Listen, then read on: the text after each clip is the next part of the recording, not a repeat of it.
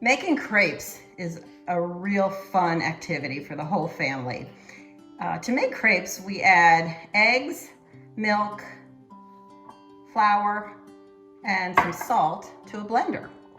And we put everything in there at one time, and we continue, well actually, eggs first, and then milk.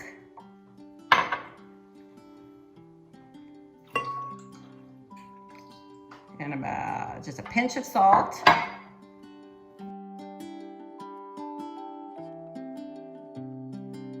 Then we're gonna add the flour. This is all-purpose flour, and continue to blend just until there aren't any lumps. So just for a few seconds. And now the batter is ready. We're gonna move it over to a skillet, a non-stick skillet, and we're gonna make crepes. And we'll use them with our manicotti recipe by filling with a ricotta cheese filling and putting our lovely marinara sauce on top and putting it in the oven.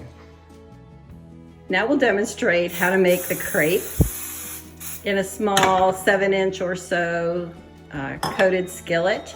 Put a little bit of spray, cooking spray, and it is important to just really cover the bottom of the pan. We're gonna use about 2.5 tablespoons of the chilled crepe batter. And we like to use our wrist action and move it around the pan so that the whole bottom is covered. We are looking at just maybe a minute or so until it looks lacy around the edges and appears firm on the top.